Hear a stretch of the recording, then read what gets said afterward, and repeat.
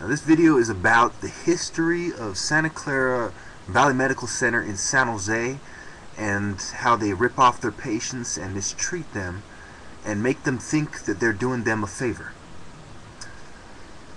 Now, let's start with their own site. Then we'll go on to testimonies that I've recorded from patients that I've interviewed around the area of Bascom, around the McDonald's, where unfortunately somebody was shot around that area. Now, to show you the kind of devil activity that goes on around there. Now, this is from scc.gov, and so we go on.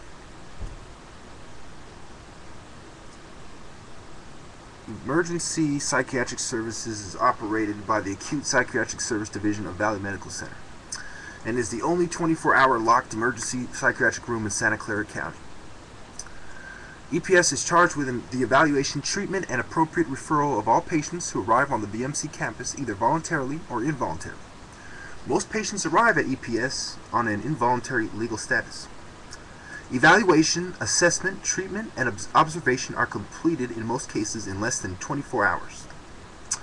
All patients are evaluated and assessed by a qualified psychiatrist.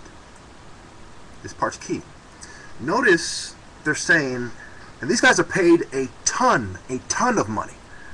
So why does it take within 24 hours for you to assess a patient?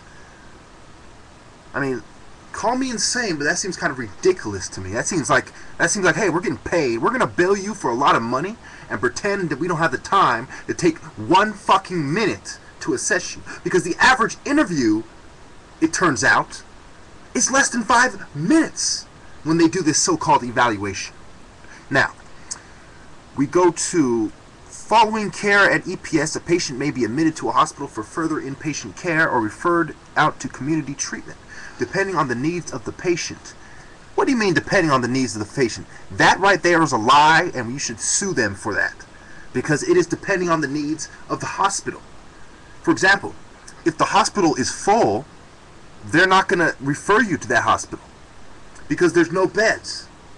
If they can't afford to take you on, they're not going to take you to the hospital. But of course they can, because they're milking your insurance. The ambulance ride alone, if you do the research, costs $1,000, even if you're going just down the street. So it goes on.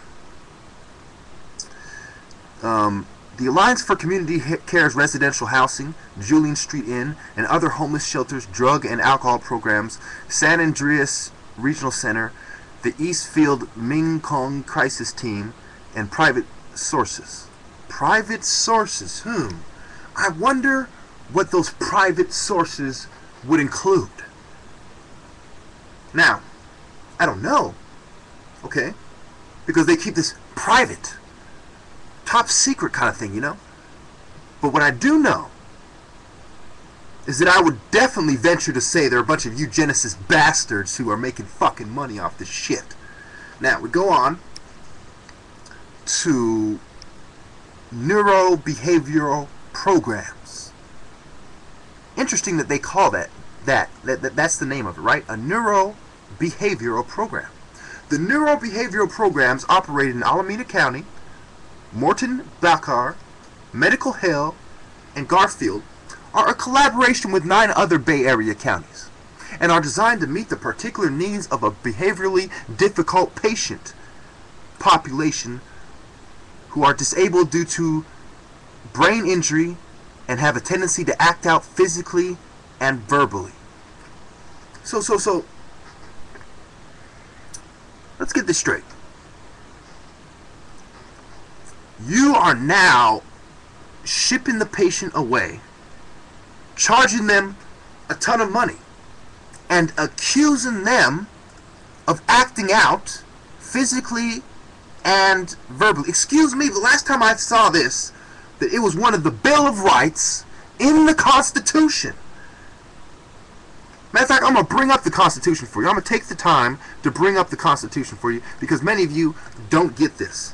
That what they've just described is illegal, fraudulent, and demands a lawsuit. It screams at the top of the lungs, sue me because I'm doing you wrong. So, we go to the Bill of Rights. Okay? Now, what does it say about the Bill of Rights? What does it say about the Bill of Rights? Article the 8th, Amendment 6.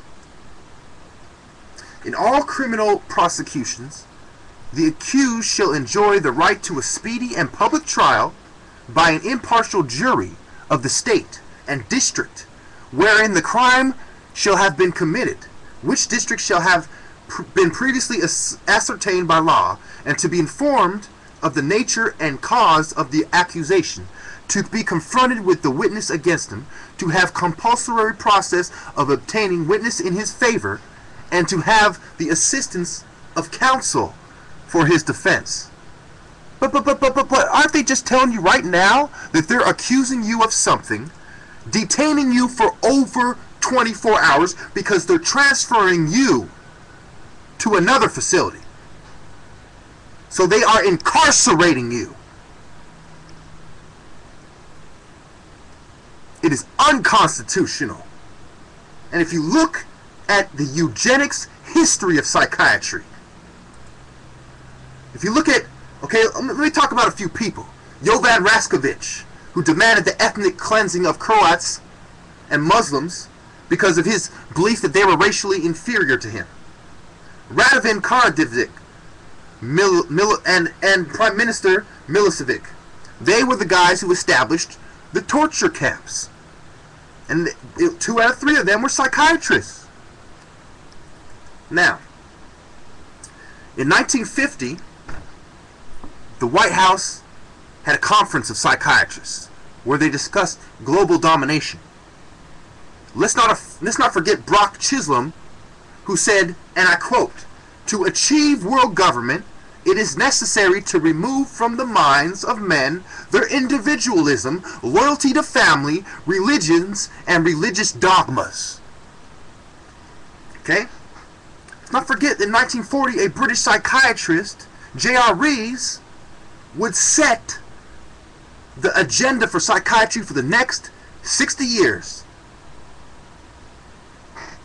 at the National Council of Mental Hygiene. Now, those facts I got from the documentary Psychiatry and Industry of Death. I independently verified them, and I'm now repeating them to you as given due credit. Note all that. So, the history of Valley Medical Center is killing many people, not giving them a fair trial, provoking them to act out so they can then be paid kickbacks for transferring them to their favorite institution. Just like the Federal Reserve, pickpocketing you with 2 hands. I call for a class action lawsuit by the people of San Jose on Valley Medical Center for human rights abuses. I call for the United Nations to investigate psychiatry in America and around the world for human rights abuses.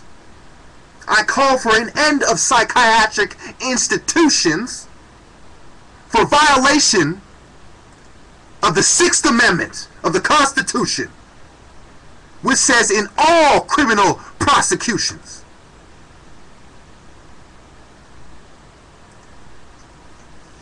you can't just detain somebody without charging them a crime, without reading them their rights. If you say you need to be detained because you have a mental disorder and you are acting criminally, then you have to give the fair trial.